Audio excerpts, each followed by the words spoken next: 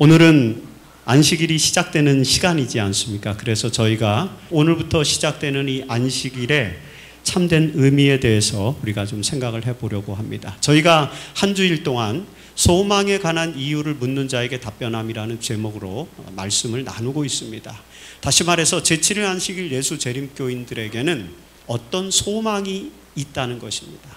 다른 사람들이 알지 못하는 우리만의 소망, 하나님께로부터 받은, 하나님께서 마지막 시대에 이 시대의 수많은 문제를 해결해 줄 수 있는 당신의 백성으로서 남은 자손을 세우셨는데 그들이 바로 재림교인이고, 이 재림교인들은 확실하게 이 시대의 여러 문제들을 해결할 수 있는 진정한 소망에 관한 이유를 가지고 있다는 것입니다. 그래서 그 부분을 좀 더 정확하게 우리가 이해하고 또 체험해서 다른 사람들에게 그런 소망에 관한 이유를 나눠주는 그런 시간을 가지려고 하는 것입니다. 먼저 질문을 해볼까요? 안식일은 여러분들에게 소망이십니까? 안식일은 여러분들을 즐겁게 해줍니까? 안식일은 언제나 여러분들에게 늘 기다려지는 날입니까? 여러분들이 어떤 사람을 만나든지 안식일 기별을 아주 자신 있게, 이 안식일이야말로 우리들의 삶을, 우리의 생명을 유지시켜주고 우리의 삶을 축복되게 만들어주고 우리에게 진정한 희망을 가져다주는 그런 위대한 날이다, 성경이 그렇게 우리에게 가르치고 있다라는 이런 사실들을 다른 사람들에게 어떤 기회가 있든지 기꺼이 말씀드릴 수 있는, 소개해드릴 수 있는 그런 날입니까? 네, 감사합니다. 그런데 우리가 또 한편으로 보면은요, 이런 생각을 하게 돼요. 저는 이제 학생들하고 주로 많은 시간을 보내기 때문에 젊은 학생들하고 시간을 많이 보내는데, 젊은 학생들은 안식일이 행복한 날일까요? 아니면 조금 힘든 날일까요? 조금 더 내려볼까요? 초등학교 학생들은 안식일이 아주 즐겁고 기쁜 날일까요? 아니면 왠지 좀 불편하고 힘든 날일까요?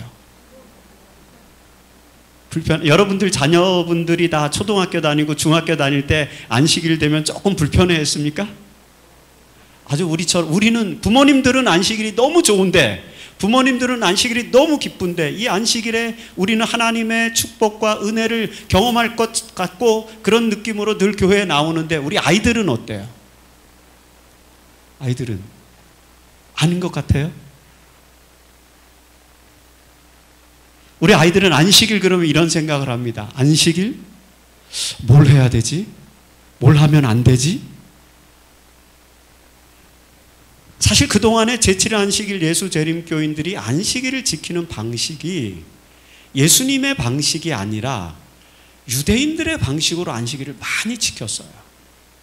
그래서 안식일 하면 우리의 머릿속에 떠오르는 게 뭐냐, 우리가 이제 지난 첫날 재림에 대해서 이야기했잖아요. 재림하면은 떠오르는 게 재림의 징조, 무슨 뭐 환난, 재앙, 전쟁, 지진 뭐 이런 거가 떠오르잖아요. 그래서 그런 거는 카타스트로피칼 이스카톨로지, 절망적 종말론이라고 제가 파괴론적 종말론이라고 말씀드렸고, 근데 희망의 종말론이라는 거 말씀드렸잖아요. 재림은 하나님 나라, 희망의 나라의 도래에 대한 기쁜 소식이다. 그렇죠? 그래서 재림이 희망의 메시지인 것처럼 안식일도 마찬가지예요. 안식일은 많은 젊은이들이, 많은 어린아이들은 안식일을 공부하게 되면 항상 뭘 배우냐면은 안식일을 율법적으로 배워요. 안식일에는 뭐 해서는 안 되고 뭐 해서는 안 되고 이렇게. 그래서 안식일만 되면은 검열을 받아야 돼. 그렇죠?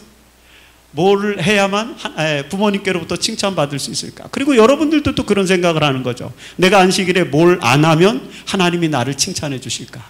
그런 생각만 하다 보면 안식일을 그렇게 유대인들처럼 할라카의 규례, 즉 율법적으로 안식일을 계속 지키다 보면은 결국에는 그 안식일이 유대인들에게 축복이 됐습니까? 축복이 되지 못했습니까? 유대인들에게 축복이 못됐죠. 그렇게 율법적으로 안식일을 지키다가 안식일의 의미를 상실해 버리니까 참된 안식을 우리에게 주시는 예수 그리스도께서 오셨는데 그 예수님을 알아봤어요? 못 알아봤어요? 못 알아봤어요. 왜 그래요?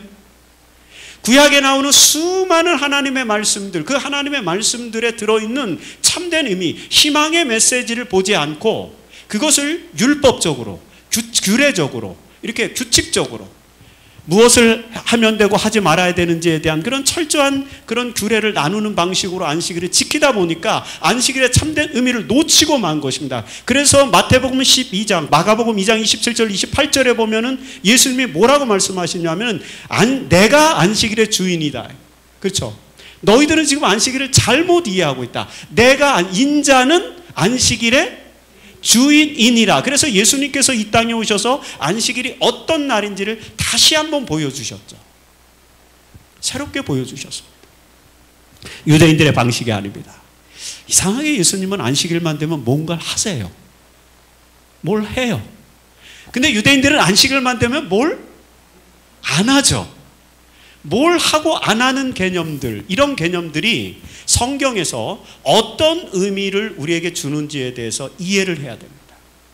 그래야만 안식일은 우리는 뭘 해야 되고 뭘 하지 말아야 될지에 대한 명확한 성경적 이해가 구축되는 것입니다. 그런 이해를 바탕으로 해서 우리는 안식일을 희망의 안식일로 바꿔야 돼요. 자, 율법적 안식일에서 무슨 안식일로? 희망의 안식일로 바꿔야 된다. 그렇죠. 절망적, 파괴론적 종말론에서 희망의 종말론으로 바꿔야 되는 거죠. 그것처럼 율법적 안식일에서 무슨 안식일로? 희망의 안식일로 바꿔야 된다고 하는 것입니다. 질문을 또 드려볼까요? 여러분, 요즘 사람들이 사는 게 어떻습니까? 힘들고 어렵고 팍팍한 삶을 살고 있습니까? 현대인들에게 제일 필요한 게 뭘까요? 어떻게 딱 답을 하시네요. 쉼이 필요하다. 여러분들에게 제일 필요한 건 무엇입니까? 이렇게 물으면 또 뭐라고 답변하실까요?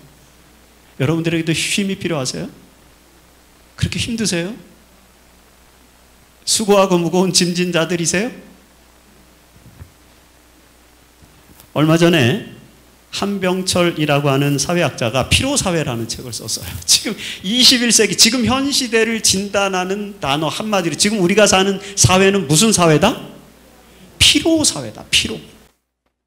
그냥 이 제목만 딱 봐도 딱 와닿죠? 야, 정말 그럴 것 같다. 이 사람은 정말 굉장히 유명한 독일의 사회학자입니다. 이 책이 그렇게 두꺼운 책도 아니고 200페이지 안 되는 그런 얇은 책인데 이 책을 출판하자마자 독일에서 센세이션을 일으켰습니다. 그래서 독일어로 출판되고 한글로 번역돼서 출판된 책이에요. 한국 사람이 지은 책이지만 독일에서 활동한 학자인데 이분이 피로사회라는 책을 썼습니다. 21세기 인류사회 문화, 우리가 살고 있는 지금 이 시대 사회를 한마디로 진단하면 무슨 사회다? 피로사회다. 이 말은 무슨 말이에요? 지금 이 시대를 살고 있는 모든 사람들이 다 어떻다는 거예요? 피곤하십니까? 여러분 피곤하세요? 저는 제가 이번 일주일 동안 지금까지 제가 그 올 한 해 동안에 살았던 모든 시간 속에서 가장 편안하고 행복한 시간을 제가 지금 보내고 있습니다. 사실 제가 학교에 있으면은 사무실에 있으면은 하루 종일 아침에 제가 8시에 출근하면은요. 저녁 7시에 퇴근할 때까지 이거 너무 좀 지나치죠. 퇴근은 언제 해야 되는데 우리처럼 3시에 하면 딱 좋은데 그렇죠? 우리는 점심 먹고 3시에 퇴근하는데 요즘. 근데 저는 요즘 3시, 4시에 퇴근하잖아요. 제가 일주일에 집에 가는 시간이 7시예요. 아침 8시에 출근해서 사무실에 들어가서 7시에 이제 퇴근을 하는데 집이 가까우니까 7시까지 집에 가게 되는데 그 시간 동안에 만일에 강의가 없으면 한 번도 사무실에 나가지 않고 있는 때가 부지기수입니다. 화장실 가는 것 이외에는 물 마시러 가거나 물도 못 떠다 놓으니까 화장실 가는 것 이외에는 아침 8시부터 저녁 7시까지 사무실에 앉아 있어요. 그냥 앉아 있는 게 아니라 그렇게 앉아서 무언가를 해야 됩니다. 그 정도 되면 좀 피곤하겠죠? 저희 집사람이 저를 보고 7시에 항상 퇴근하면은 왜 그렇게 살아? 늘 그래요. 왜 그렇게 살아? 지금까지? 저도 모르겠어요. 왜 그렇게 사는지, 왜 그렇게 일이 밀려오는지. 해야 될 일이 끝도 없이 밀려. 처리해야 될 일이 계속 있어요.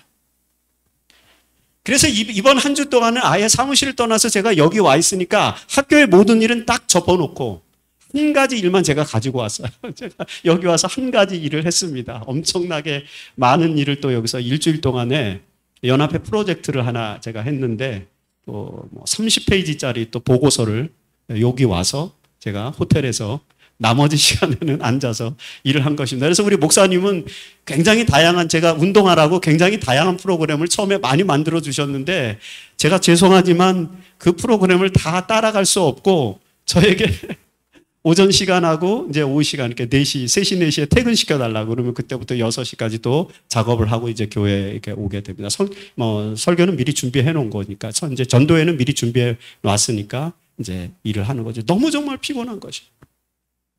그런데 우리 사회가 이렇게 피곤한 이유에 대해서 이 한병철 교수는 뭐라고 진단을 하냐면, 우리가 이렇게 필요한 이유가 뭐냐면 언제부턴가 인류 사회가 성과 지향 사회가 되었다는 것입니다.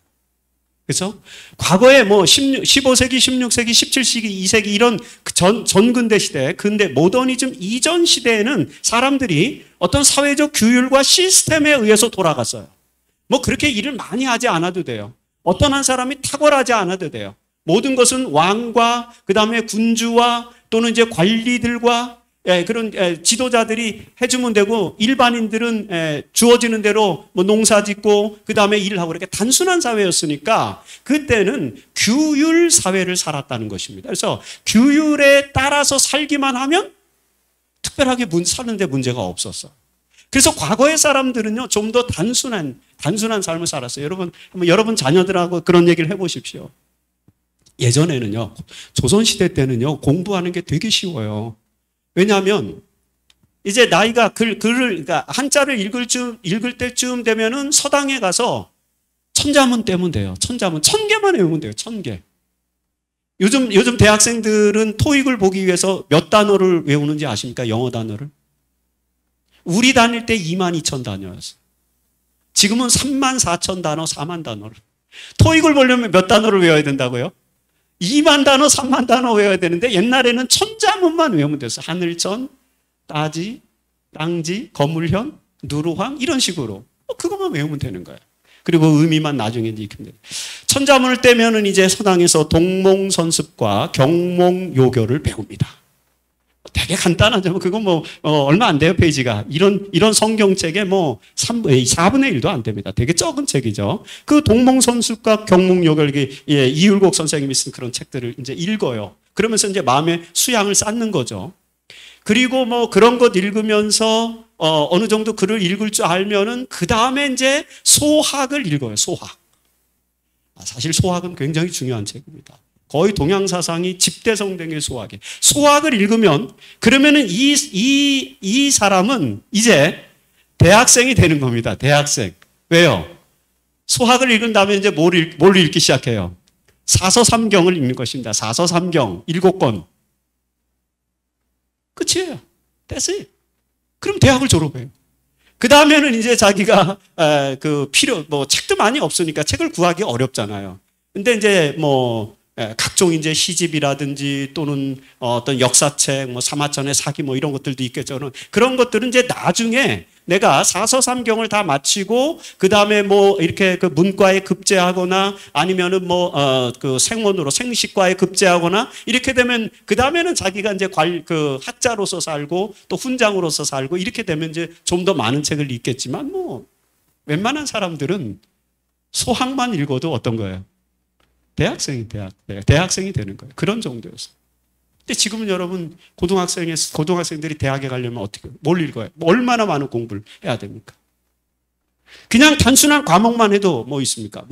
국어, 영어, 수학, 과학도 되게 많아요. 과학도 무슨 물리학, 생물학, 그 다음에 화학, 그 다음에 지질학, 또 이런 거 해야 돼요.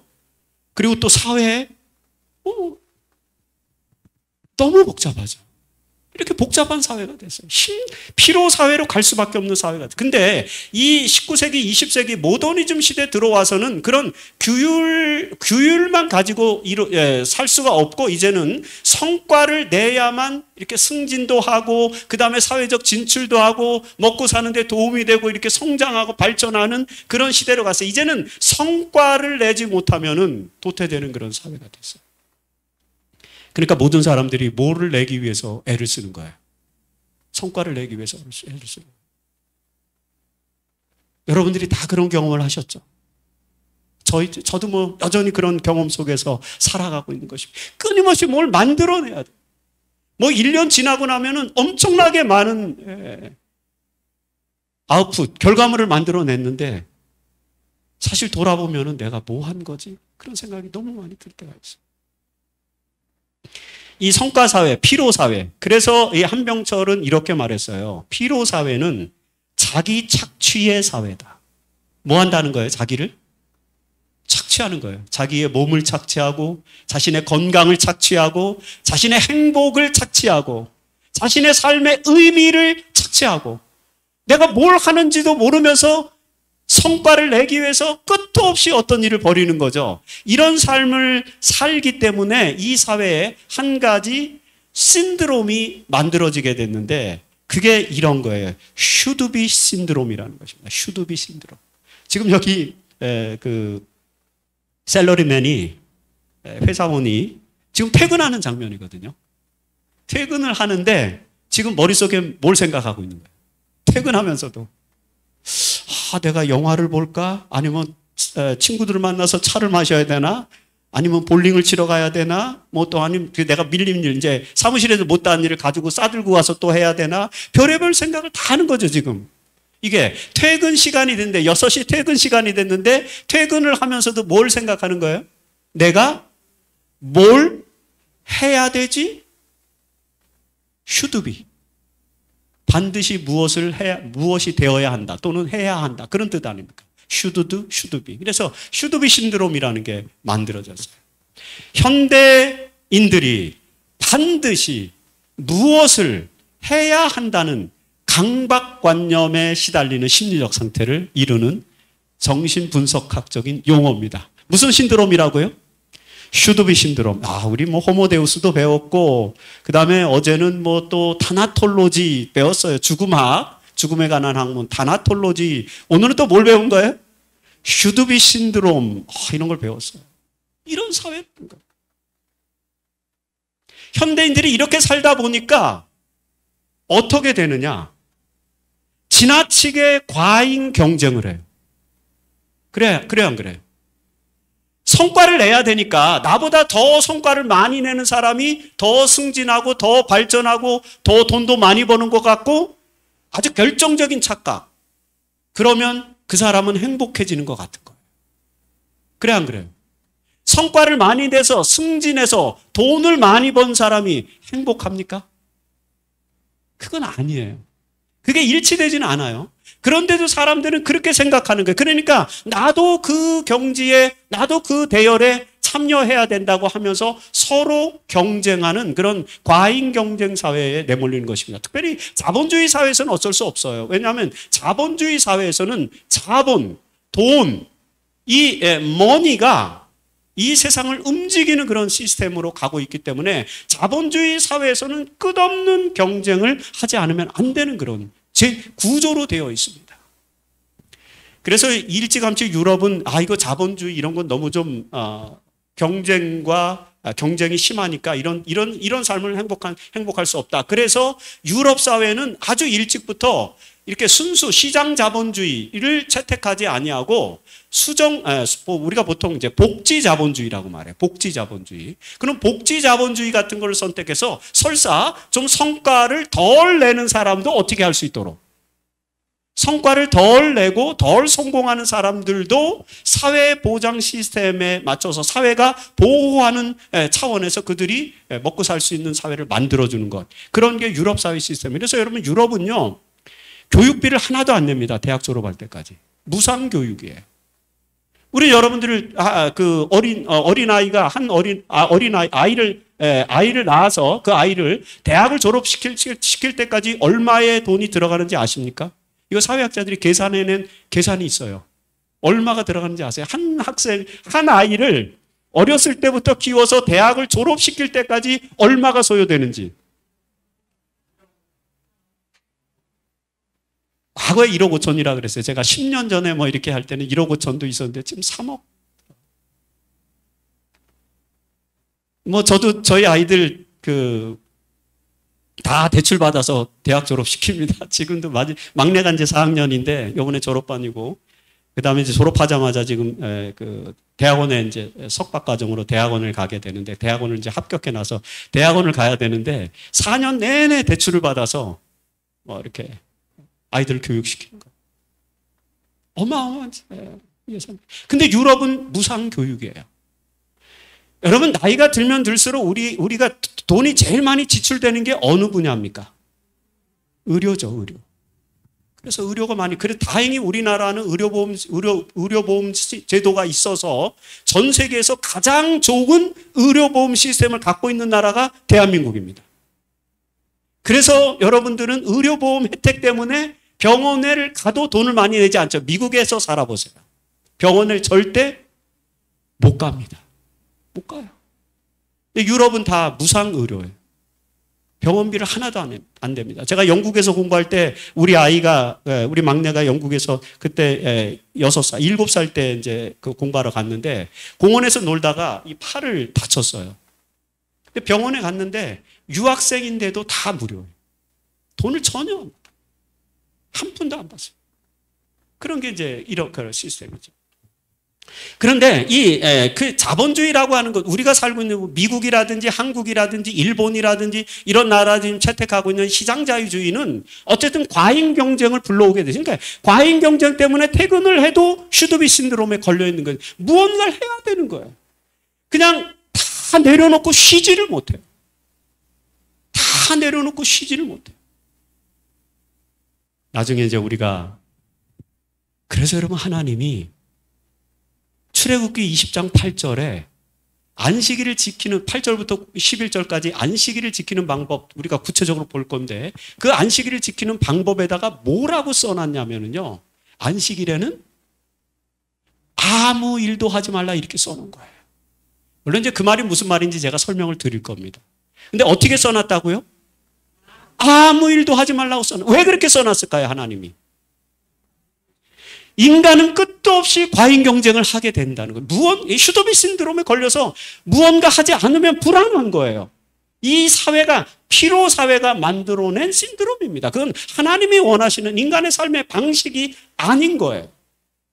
우리가 안식일을 지키는 이유는 뭐냐면 그런 세상의 방식을 거부하라는 것입니다. 세상의 방식대로 살지 말고 누구의 방법대로 살아라? 하나님의 방법대로 살아라는 거예요. 근데 하나님의 방법대로 살아라는 것을 우리에게 알려주기 위해서 하나님께서 어떤 표현을 쓰시는 게 가장 좋을까 고민하시다가 우리에게 준 표현이 그냥 아무 일도 하지 말라 이렇게 써놓은 거예요. 그렇다고 여러분 안식일에 아무 일도 안 합니까? 지금 식사 안 하고 오셨어요? 안 씻고 오셨어요? 그다음에 뭐 자동차 타고 오셨죠? 다 걸어오고. 우리가 안식일에도 뭔가 하기는 해요, 안 해요? 근데 평일날 하는 것과 안식일날 하는 것과 차이가 뭘까요?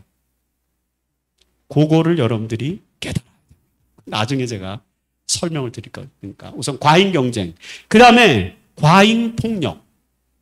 이렇게 피로사회에서는요, 경쟁을 하다 보니까 서로 간에 자기가 더 다른 남들보다 더 나아지기 위해서는 어떻게 해야 돼요? 끌어내려야 되죠. 그래서 이게 과잉 폭력이 생산이 됩니다. 그리고 자본주의 사회는 구조적 폭력, 어떤 학자들은 신적 폭력이라는 말까지 써요. 이게 뭐 발터 베냐민이라든지 그다음에 슬라보의 지적 같은 그런 20세기, 21세기 사상가들이 쓴 용어가 구조적 폭력이라는 걸 쓰는데, 그냥 우리 사회는요, 일상화되어 있다는 것입니다. 폭력이 구조적으로 일상화되어 있다는 거예요. 자, 여러분들이 어쩌다가 잘못해서 실수로 쓰레기를 버렸어요. 이건 폭력일까요? 폭력이 아닐까요? 여러분들이 이렇게 잘못해서 과식을 했어요. 너무 많이 먹거나 아니면 너무 많이 음식을 갖고 와서 남겼어요. 죄송합니다. 제가 위가 좀 적어서 우리 장로님, 집사님들에게 늘 죄송스러운 마음인데 제가 밥을 조금씩 남겨요. 왜냐하면 제가 밥을 다 못 먹어요.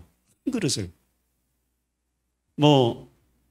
어느 정도냐면은 저희는 저희 집사람하고 저하고 혹시 라면을 먹을 기회가 되면은 하나를 끓여서 둘이 나눠 먹습니다. 아무도 안 믿어요. 근데 저희 아이들, 우리 집에 오시면 다 압니다. 우리 아이들은 다 압니다. 엄마, 아빠는 어떻게 라면 하나를 둘이 먹어? 근데 저희는 하나로 둘이 먹습니다. 그게 딱 좋아요. 죄송합니다. 그래서 제가, 장로님 죄송합니다. 그래서 제가 밥을 조금씩 남긴 거예요. 제가 사실 이 과잉폭력, 과잉생산 이것 때문에 남기면 안 되는데 이게 하나님 방식은 아닙니다. 남기면 안 되는데. 그래서 제가 먹을 때는 저는 조금 떠다가 이렇게 먹습니다. 구조적 폭력이 있어요. 우리도 모르게 뭘 하는 거예요? 그래서 하나님이 안식일에는 아무것도 하지 말라는 거예요. 왜? 우리가 뭘 하면 그게 다 뭐가 되니까. 실제로 그래요?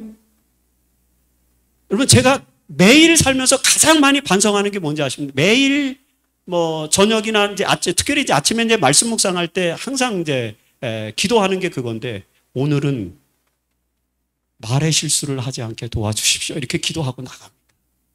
말을 많이 하다 보면은 어느 지점에선가 실수를 하게 돼요. 그리고 일상에서는 그런 일이 전혀 없습니다. 근데 항상 어떤 때 그런 일이 벌어지냐면 회의를 한다든지 아니면 어떤 사안에 대해서 토론을 한다든지 어느 길로 우리가 가야 되는지에 대한 미래 비전을 제시하는 그런 담론이 벌어진다든지 어떤 것을 선택해야 되는 그런 상황에서는 저도 모르게 이렇게 약간 좀 제가 확신하는 내용을 어떻게 해요? 좀 강하게 발언하는 거죠. 그러면서 나도 모르게 말이 거칠어지는 거죠. 그런 것들이 다 이런 거를 양상하는 거예요. 과잉생산 같은 것들이 양상되는 겁니다. 자, 그런데 제가 오늘 제가 왜 이런 말씀을 조금 길게 드렸냐면, 서론에 좀 길게 드렸냐면요.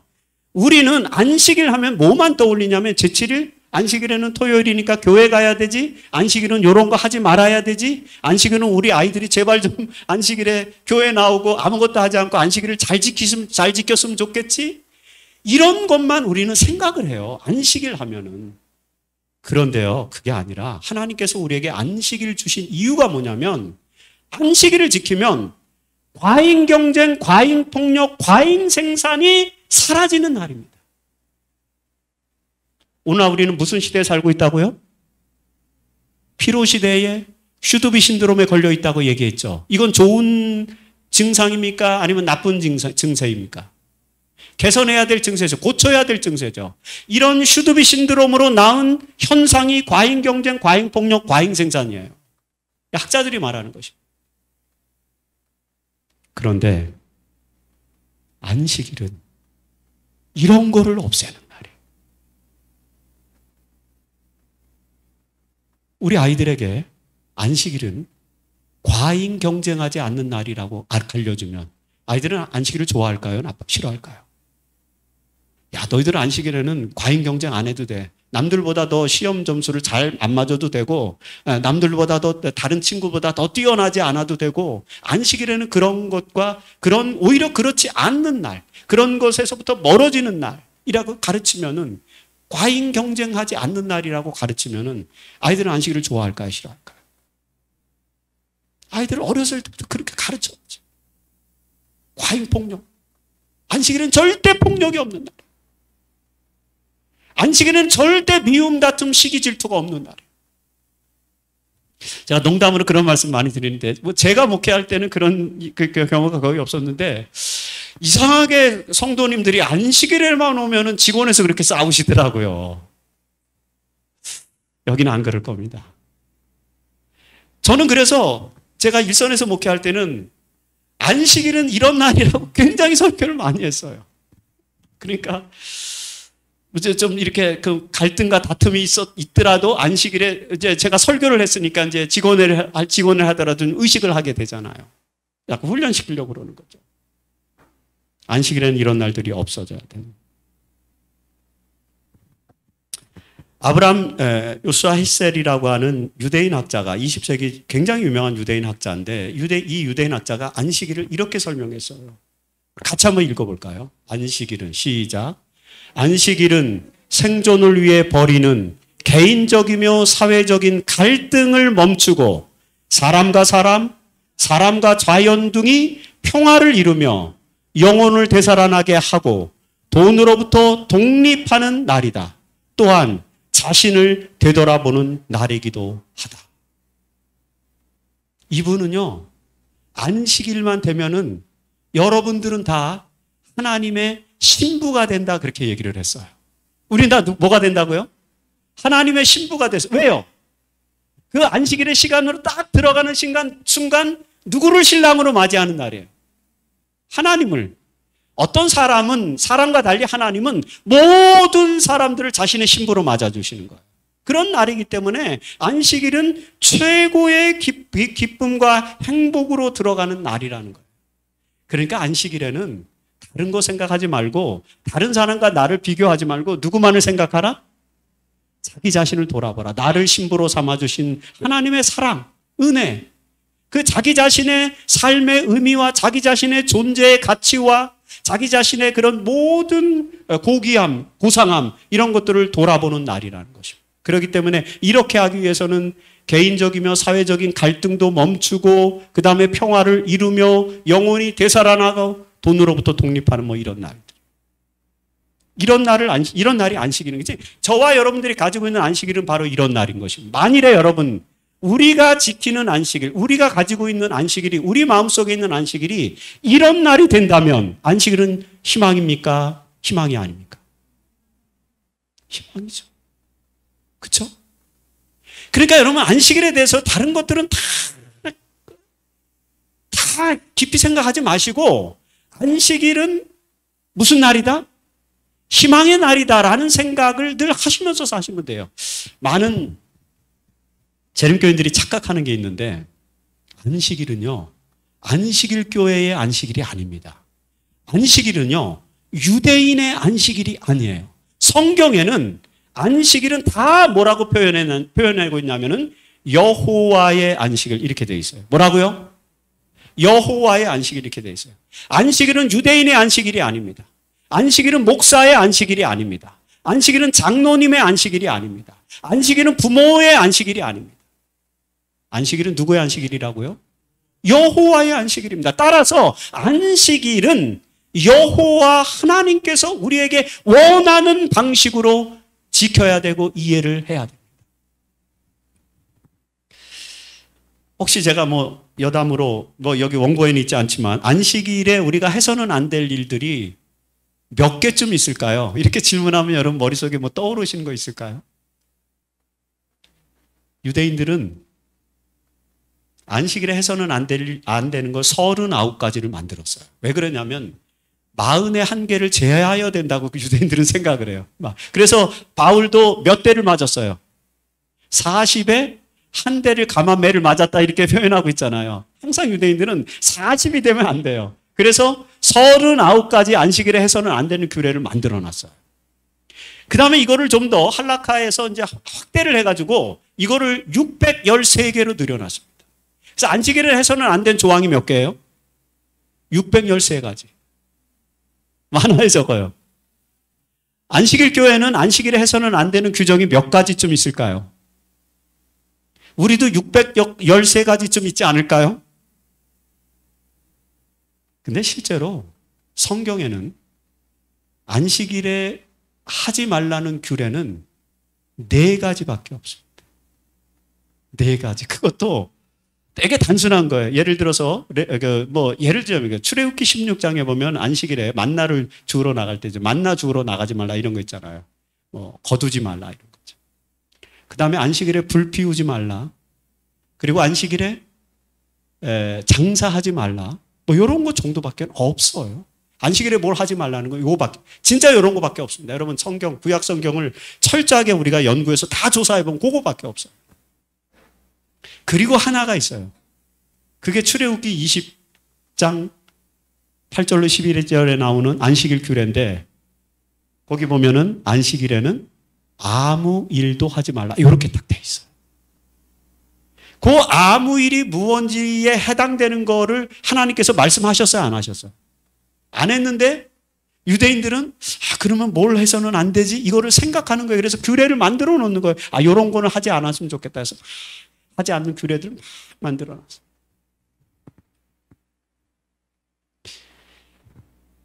그런데 우리의 안식일은 그런 날이 아니라는 걸 이해를 해야 됩니다.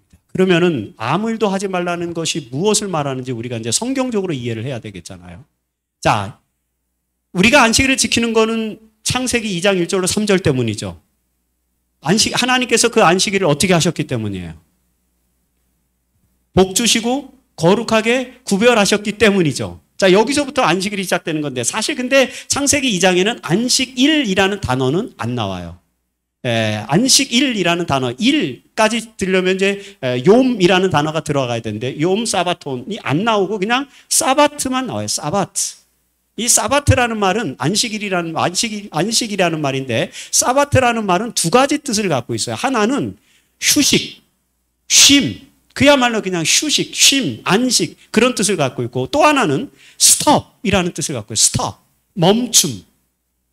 멈추라는 거예요. 자, 안식일은 몇째 날 이제 하나님께서 몇째 날 만드셨죠? 7째 날 만드셨어요. 근데 6째 날까지 하나님 지금 뭘 하시는 거죠? 뭘 하셨죠? 예, 어떤 일? 창조를 하셨어요. 그래서 뭐 이제 빛도 만드시고 그 다음에 궁창을 나눠서 궁창도 만드시고 육지와 바다도 만드시고 그 다음에 그 육지와 바다에 살 수 있는 뭐 새와 물고기들을 만드시고 그 다음에 또 이제 뭐 그 전에 또 해달별도 만들고 새와 물고기 만들고 짐승 만들고 또 뭘 만들어 마지막에 사람을 만들고 끝났어요. 예, 보시기에 심히 좋았더라. 끝났어요. 끝이에요. 여기까지, 그쵸? 지금까지 뭘 한 거예요? 일을 한 거죠. 그 다음에 이제 창세기 2장 3절에 가면은 하나님께서 이렇게 말씀하세요. 이는 하나님이 그 창조하시며 만드시던 무엇을? 모든 일을 마치시고 그날에 안식하셨습니다. 이렇게 나오잖아요. 여기서 하나님께서 지금 창조한 이거를 뭐라고 표현했어요? 일한다고 표현했잖아요. 모든 일을 마치시고라고 말씀하셨는데 그 모든 일이라고 하는 이 단어가 히브리어로 굉장히 중요한 단어인데 이 단어가 멜라카라고 하는 단어예요. 멜라카. 창조하는 모든 일을 마치셨다. 그리고 이 단어를 출애굽기 20장에 하나님이 쓰시는 것입니다. 아무 일도 하지 말라라고 했을 때 그 일이 또 뭐예요? 멜라카. 왜 우리가 아무 일도 하지 않아야 되냐면 하나님도 모든 일을 마치시고 안식하셨기 때문에. 그렇죠? 자, 잘 이해가 안 가십니다. 제가 뭘 설명했는데 예전에 안 들어본 내용이라서 이거 저게 무슨 말이지? 이렇게 이제 성도님도 생각하실 텐데 괜찮아요. 이제 나중에 목사님께 또 계속 공부를 하시면 됩니다. 자, 이게 굉장히 중요한데 왜 그러냐면 유대인들은 이렇게 생각했어요. 하나님이 천지를 창조하실 때 하나님은 항상 짝을 만드세요. 짝. 그래서 6일 동안 천지를 창조할 때 짝을 만드셨는데 자, 첫째 날 뭐를 만드셨죠? 빛을 만드셨어요.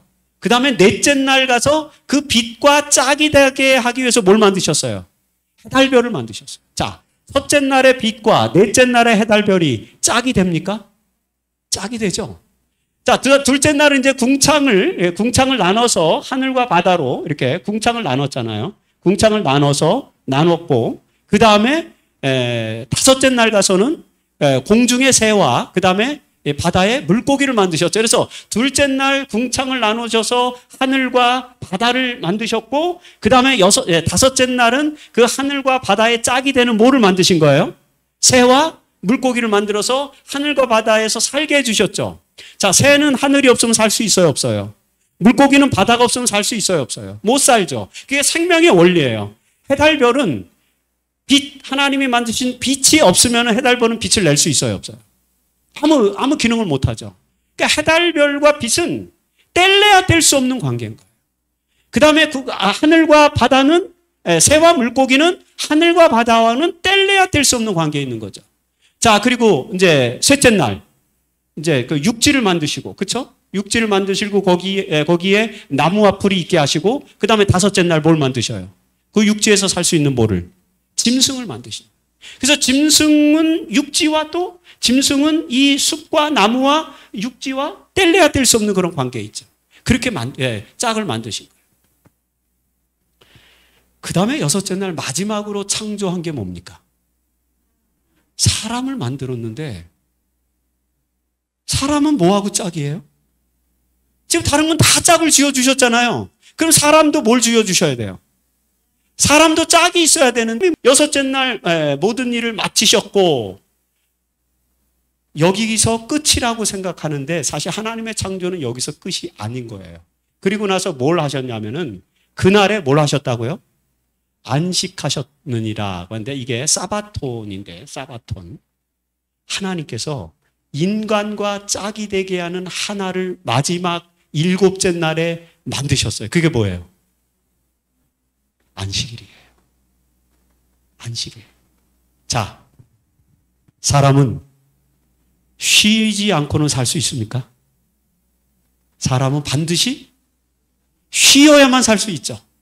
그래서 하나님께서는 인간에게 최고의 짝을 만들어 주셨는데 그게 뭐예요? 쉼인 것입니다. 사바톤인 것입니다. 안식일을 만들어 주신 거예요. 그리고 여기에다 보너스를 하나 더 만들어 주셨어요. 그게 창세기 2장 4절부터 나오는 이야기인데 거기 보면은 이제 하나님께서 무슨 동산을 만드셔요? 에덴 동산을 만들어서 이 사람이 아담과 하와가 그 에덴 동산에서 살게 해주시잖아요. 그거는 보너스예요. 실제로 하나님께서 인간과 짝이 되게 하신 창조의 이야기는 인간에게 짝은 뭐다? 쉼, 안식일이다. 중요합니까? 중요하지 않습니까? 매우 중요한 거죠. 그런데요, 이 안식일을 잃어버린 것입니다. 그러니까. 왜요? 만일에 아담과 하와가 죄를 짓지 않았으면 안식일을 잃어버릴 일은 없었습니다. 근데 아담과 하와가 죄를 짓게 된 이유는 뭐예요? 욕망이 생겼기 때문에 그래요. 그래서 하나님께 불순종하기 시작하잖아요. 그 욕망과 죄로 인해서 결국에는 하나님께서 인간과 짝이 되게 해주신 뭐를 잃어버린 거예요? 안식일을 잃으면 에덴 동산을 잃어버렸잖아요. 먼저. 그래서 에덴에서 쫓겨났죠. 죄를 짓고 불순종함으로 하면 에덴 동산에서 쫓겨났잖아요. 근데 에덴 동산에서 쫓겨나면서 에덴을 잃어버린 것뿐만 아니라 궁극적으로 창조의 섭리에서 하나님께서 인간과 짝이 되게 하신 안식일을 잃어버린 거예요. 그래서 오랜 동안 안식일을 잃어버렸어요. 그런데 아브라함의 시대나 이삭의 시대나 야곱의 시대나 이렇게 좀 살만했던 것 같아요. 하지만 요셉의 시대에 이스라엘 백성들이 어디로 들어가게 되죠? 이집트로 들어갔어요. 자, 이집트로 들어가서 요셉이 살아있을 동안에는 그래도 고센 땅에서 좀 어느 정도 보호함을 받았는데 이제 요셉이 죽고 났어요. 요셉이 죽어가고 그 다음에 요셉을 알지 못하는 이집트의 파라오들, 왕들이 이제 나오면서 이스라엘 백성들을 핍박하기 시작했죠. 그 다음부터 이스라엘 백성들은 400년 동안 이집트의 노예로 살았어요. 뭐가 없는 삶을 살았습니까? 쉼이 없는 삶을 살았어요. 그들이 만일에 안식일의 정신을 잃어버리지 않았더라면 애굽에 가지 않았을 건데 안식일의 정신을 잃어버리고 나니까 결국에는 이집트에 가서 그들이 400년 동안 쉼 없는 삶을 살게 된 것입니다. 얼마나 힘들었을까요? 얼마나 절망적이었을까요? 그리고 나서 400년 후에 하나님께서 애굽 백성들을 파라오의 저주로부터 파라오의 핍박으로부터 구해내죠. 그리고 그들을 데리고 어디로 갑니까? 시내 산으로 갈 거예요. 시내 광야. 시내 산에서 있는 동안에 1년 동안에 하나님께서 이스라엘 백성들에게 여러 가지 제도를 만들어 주시고 규율을 주시고 법칙을 주시고 하는데 바로 그 시내 산에서 하나님께서 주신 것이 출애굽기 20장에 나오는 10계명. 10계명을 주시면서 다른 계명들은 여러분 읽어보시면 알겠지만 다 짧죠. 내 부모를 공경하라. 그러면 내 날이 장수하리라. 살인하지 마라. 간음하지 마라. 도적질하지 마라. 이렇게 짧게 나오는데 유일하게 10계명 중에서 굉장히 길게 나오는 계명이 하나 있어요. 그게 뭐예요? 안식일에 대한 이야기. 안식일에 대해서는 하나님께서 작정을 하시고 계명을 주시는데 여기 보세요. 안식일을 우선 기억하여 거룩히 지키라라고 시작하세요. 왜요? 왜 안식일을 기억하여 거룩히 지키라고? 잊어버린 것입니다. 21세기를 살고 있는 제7일 안식일 예수 재림교인들은 안식일을 안 잊어버렸죠?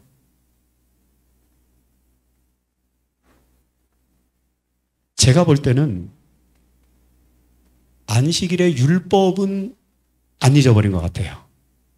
안식일의 교리는 안 잊어버린 것 같아요.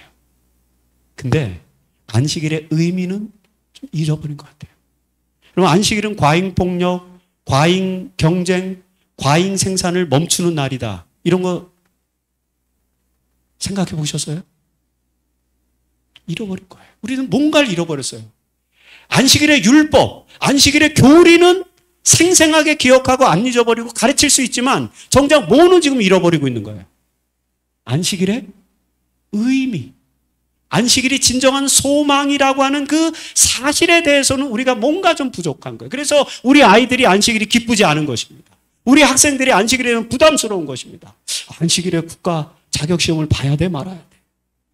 안식일에 군대 가서 안식일을 지켜야 돼 말아야 돼. 온갖 고민과 걱정이 있어요. 안식일의 의미는 떠올리지 않고 안식일의 교리를 중심으로만 안식일을 생각하기 때문에 그래서 우리도 어떤 면에서는 안식일을 잃어버린 거예요. 그래서 이 출애굽기 20장 8절로 11절에 나오는 이 말씀 중에서 우리가 안식일에서 무엇을 잃어버렸는지를 우리는 찾아야만 됩니다. 하나님께서 뭐라고 하셨습니까? 안식일을 어떻게 지키라? 기억하여 거룩하게 지키라고 말씀하셨습니까? 우리 뭘 기억해야 될지를 찾아봐야 돼요. 일곱째 날은 내 하나님 여호와의 안식일인즉. 자, 누구의 안식일이라고요? 우리의 안식일이 아니에요. 하나님의 안식일. 여호와의 안식일인즉 너나 내 아들이나 내 딸이나 내 남종이나 내 여종이나 내 가축이나 뭐또 안식일을 지켜야 돼요? 가축도 안식일 지켜야 돼요. 가축도 안식일을 지키게 해줘야 된다는 거예요. 안식일은 사람에게만 축복인 날입니까? 가축에게도 축복이고 제가 좀 이따 좀 보여드리겠지만 몰트만이라고 하는 신학자는 땅도 쉬어야 된다 그래요. 땅. 뭐도 쉬어야 된다? 도대체 이 땅이 어떻게 안식일 매 여세 동안은 땅이 열심히 뭐 자기 역할을 하다가 안식일이 되면 땅도 몰래야 돼요? 쉬어야 된다. 이 말이 도대체 무슨 말인가? 여러분 상상할 수 있으세요? 추론할 수 있으시겠어요? 땅도 쉬어야 된다는 게 가축도 쉬어야 되고요.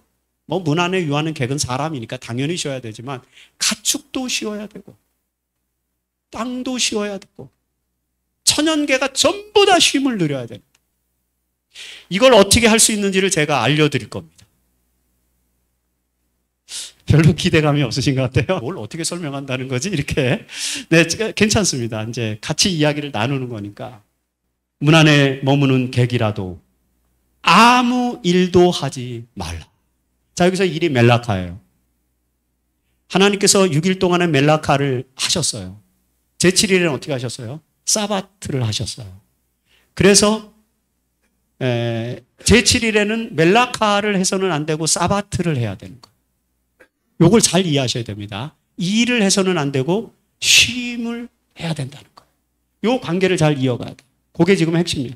우리가 잃어버린 건 그게 여기서 아무 일도 하지 말라라고 말한 이 말씀의 본질적 의미가 뭔가 우리는 안식일에도 뭔가를 해야 돼요. 하지 않고는 안 돼요. 그렇죠? 근데 우리가 일상적으로 하는 것이 멜라카는 아니라는 거예요. 여기서 아무 일도 하지 말라라는 게 그 어떤 멜라카도 하지 말라 이런 말이거든요. 그러니까 우리가 일상적으로 하는 뭐 씻고 밥 해 먹고 그다음에 뭐 이렇게 뭐 교회 가고 그다음에 대화하고 또 뭐 자연과 더불어 산책하고 이런 것들은 뭐가 아니라는 거예요. 멜라카가 아니라는 거예요.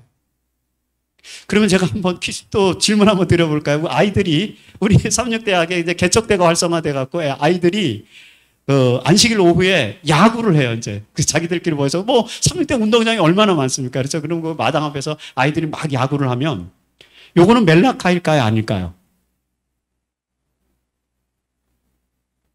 이런 얘기입니다. 뭐, 이게 아닐 수도 있고, 그럴 수도 있는 거예요. 그러니까, 제가 이것은 멜라카가 아니다, 멜라카다라는 걸 설명하려고 하는 것이 아니라 이 멜라카라고 하는 개념이 그렇게 굉장히 중요한 개념이라는 걸 지금 말씀드리려고 하는 거예요. 뭘 하지, 이 멜라카를 하지 말라고 하는데 도대체 그게 뭔가?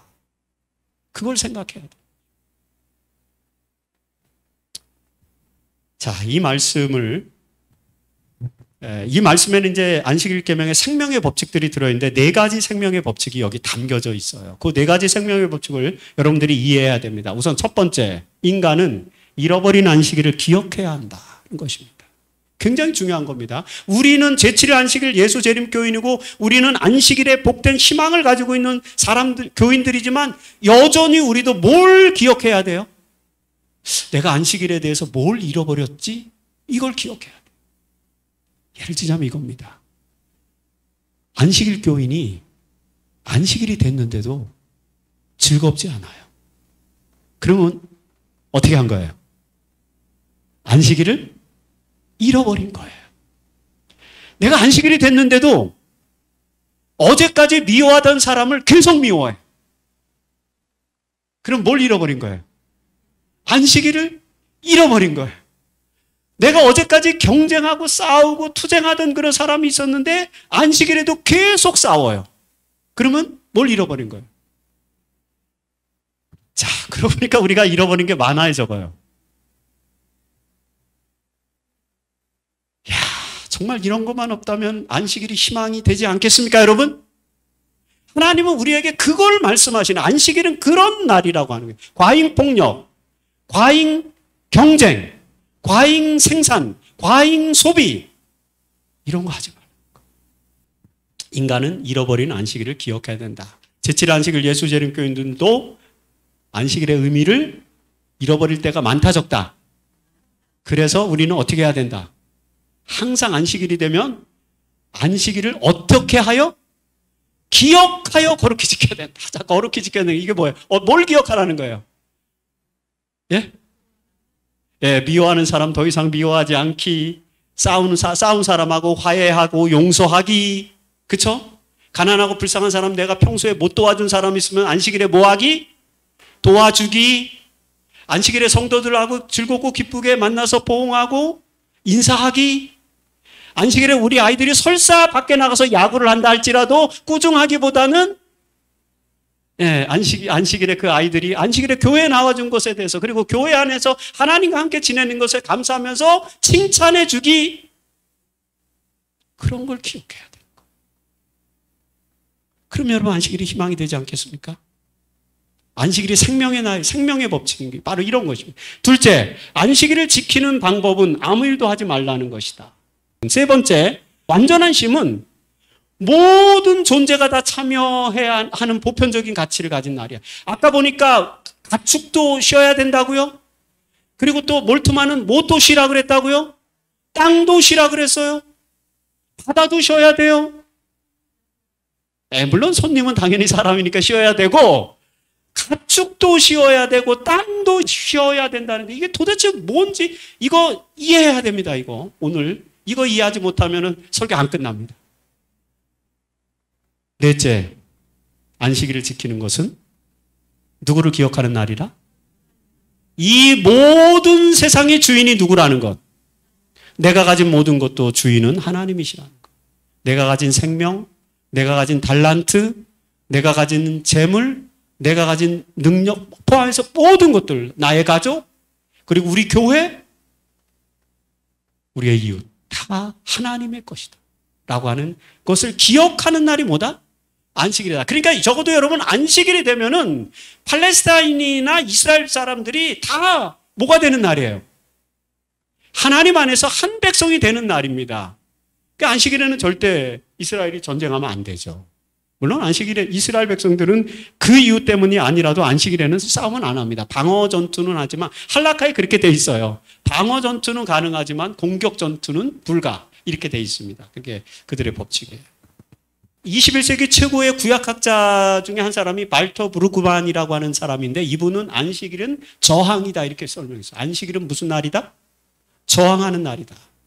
자, 안식일에 아무 일도 하지 않는 행위란, 이렇게 안식일에 멜라카를 하지 말아야 된다고 했는데 안식일에 아무 일도 하지 않는 행위란 자본주의의 강요에서 벗어나 서로를 긍휼히 여기는 연대성에 비추어 사회의 모든 삶을 다시 생각하는 저항 행위다 이렇게 말했어요. 그래서 안식일에 내가 욕심을 가지고 하려고 하는 것들은 하지 말고 그리고 주변에 이런 어떤 시스템에 자본주의 시스템과 자본주의 강요에 의해서 고통당하는 사람들은 적극적으로 도와주고 구원하는 행위를 해야 된다. 그래서 굉장히 어려운 얘기지만 이 안식일은 구조적인 폭력에 저항하는 희망의 날이라고 발터 브루그만이라는 사람은 이야기하고 있습니다. 여러분들이 지키는 안식일은요, 저항하는 날이에요. 뭐에 대해서? 나는 전쟁에 대해서 반대한다. 나는 미워하는 마음에 대해서 반대한다. 나는 질투심에 반대한다. 나는 착취 행위를 반대한다. 이런 개념을 가지고 있는 날이 안식일. 아무 일도 하지 말라는 거는 그런 거예요. 욕망을 갖지 말라는 것입니다. 욕심을 부리지 말라는 것입니다. 겸손해지라는 것입니다. 브루그만은 그렇게 얘기하고 있어요. 그 다음에 여기 21세기 미국의 신학자들과 경제학자들이 모여서 하나의 그룹을 만들었는데 그 그룹 이름이 뭐냐면 Sabbath Economics Collaborative라는 그런 이름인데 굉장히 어려운 이름인데 우리말로 말하면 안식일 경제 공유라고 하는 그런 단체인데 이 안식일 경제 공유라고 하는 이 단체가 아까 제가 발터 브루그만 안식일은 저항이다라고 말씀드렸는데 그분이요 안식일 교인이 아니에요. 개신교의 신학자입니다. 안식일 교인이 아니에요. 그 다음에 여기 사바트 이코노믹스 이 그룹도 안식일 교인이 없어요. 물론 안식일 교인이 한두 명 여기 포함되어 있긴 하지만 굉장히 많은 사람들이 연대했는데 다 이 신학자들 그 다음에 경제학자들 그리고 사회학자들 이런 사람들이 모여서 만든 단체인데 이 단체는 뭐라고 말하냐면 안식일은 빈익빈 부익부가 심화되는 양극화 시대의 경제 정의를 추구하는 날이다라고 이렇게 얘기합니다. 이런 식으로요. 첫 번째, 안식일은 생산 활동과 소비 활동을 멈추어 대안적인 삶을 추구하는 날이다. 안식일은 뭘 만들려고 하지도 않고 뭘 소비하려고 하지 않는 그런 의미가 이제 아무 일도 하지 말라는 그 멜라카를 멈추라는 그런 의미에 포함된다고 이제 해석하는 것입니다. 또 안식일은 과잉 경쟁을 멈추고, 그렇죠? 과잉 경쟁을 멈추고 이웃의 필요를 돌아보아서 이웃 사람들을 도와줌으로 말미암아 경제 정의가 실현되게 하는 날이다. 그래서 우리가 교회에서 안식일 오후가 되면은 뭐 반찬 봉사도 하고 그다음에 빵 봉사도 하고 독거노인들 방문하고 소년소녀 가장들 지원하고 하잖아요. 이런 게 다 뭘 하는 거냐면 경제 정의를 실천하는 거예요. 안식일은 그런 날이에요. 그다음에 안식일은 과잉 폭력을 멈추고 평화와 정의를 실현하는 날이다. 그래서 이 단체는 안식일은 과잉 생산, 과잉 경쟁, 과잉 폭력을 멈추는 날이라고 설명하고 있어요. 그리고 또 한 사람, 아까 제가 말씀드린 몰트만이라고 하는 사람입니다. 희망의 윤리라고 하는 책을 썼는데 이 책에서 몰트만은 이렇게 말했습니다. 안식일은 인간은 물론이고 모든 생태계가 쉼을 향유하는 날이다. 여러분 마가복음 2장 27절에 보면은 안식일은 누구를 위하여 있는 날이라고 그랬어요. 자, 사람이 안식일을 위하여 있는 것이 아니라 안식일이 사람을 위하여 있다라고 이렇게 얘기했잖아요. 안식일은 누구를 위하여 있는 날이에요? 거기까지가 우리의 이해예요. 근데 몰트만은 인간은 물론이고 무엇까지? 생태계가 쉼을 향유하는 날이다 이렇게 얘기를 했어요. 이 말이 무슨 말인지 잘 이해가 안 가시죠? 지키기는 되게 어려워요. 본인도 그렇게 얘기했어요. 이렇게 지키기는 어렵지만 이 말의 의미를 몰트만은 이렇게 설명합니다. 예를 들어서 안식일에 전 세계 시민들이 자동차를 타지 않으면 어떻게 될까요? 안식일에는 전 세계 자동차가 다 멈추는 거예요. 모든 배들이 다 멈추는 거예요. 모든 비행기가 다 멈추는 거예요. 그럼 어떤 일이 벌어질까요? 자연이 쉼을 경험하게 되는 것입니다. 그래요, 안 그래요? 자연의 쉼을 경험하는 거예요.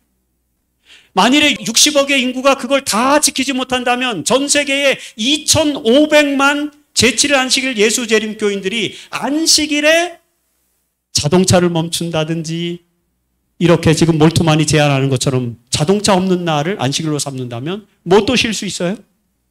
생태계도 쉼을 누릴 수 있습니까?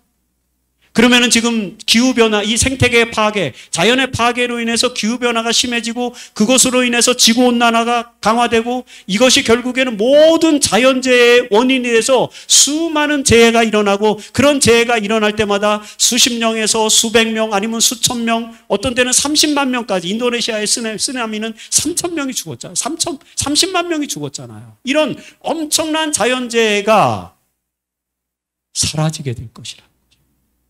그게 안식일이라는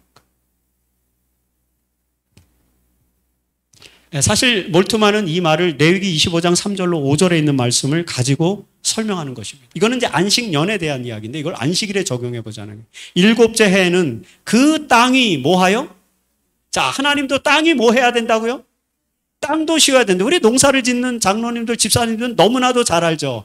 한 토지에 똑같은 작물을 매년 계속 심으면 돼야 안 돼요. 저같이 농사를 한 번도 안 져본 사람도 제가 그걸 어떻게 하는지 저도 모르겠네요. 한 번도 안 해봤는데. 근데 됩니까? 안 됩니까? 네, 검증해 주셔서 감사합니다. 안 된다 그러더라고요. 땅도 뭐 해야 돼요? 쉬어야 돼요. 그러니까 나무도 쉬고, 유달산에 있는 뭐죠? 그 첫 번째 바위를 뭐라 그러죠? 네? 노적봉도 있고 또 뭐도 있어요? 1등 바위? 예? 왜 그걸 1등 바위라고 이름을 줬죠? 예, 어쨌든 1등 바위도 쉬어야 돼요? 1등 바위가 쉬려면 어떻게 해야 될까요? 안식일에는. 저 케이블카가 어떻게 해야 돼요? 멈춰야 되겠죠. 안식일에는. 이런 거를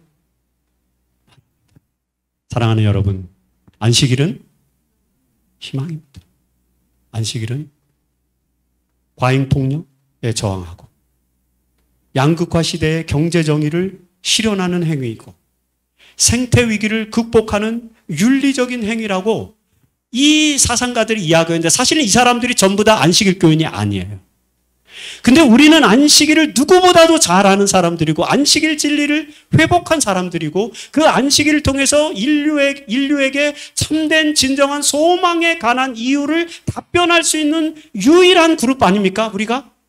그럼 우리는 적어도 여기 윌겐 몰트만보다 땅도 쉬어야 한다고는 몰트만의 이 이야기를 우리가 먼저 해야 되고 그 다음에 안식일은 저항하는 날이라고 하는 이 발터 브루그만의 이야기를 우리가 먼저 해야 되고 그리고 안식일은 경제정의가 실현되는 날이라고 저 이야기한 이코노믹스라고 하는 그런 그룹들보다 우리가 먼저 그 이야기를 해야 되겠죠. 우리가 바로 그런 사람들인 것입니다. 제7 안식일 예수재림교인들이 갖고 있는 안식일은 이런 날입니다. 그래서 저는 발터 브루그만은 안식일은 저항이다 이렇게 정의를 내렸잖아요. 저는 이렇게 오늘 여러분들과 함께 정의를 내려보고자 합니다. 다 같이 안식일은 시작. 안식일은 희망이다. 여러분들의 삶 속에서 이 거룩한 안식일이 진정한 희망으로 변화되기를 간절히 바랍니다. 여러분들의 자녀들이 안식일에 희망을 갖게 해주십시오. 여러분들의 가족들이 안식일에 즐거움을 느끼게 해주십시오. 여러분들의 교인들이 안식일에 축복을 경험하게 해주시고 그리고 여러분이 존재함으로 인해서 여러분 주변의 모든 사람들이 안식일에 희망을 가지고 살 수 있는 그런 놀라운 날이 회복될 수 있도록 만들어 주시기를 간절히 바랍니다. 안식일은 희망이다.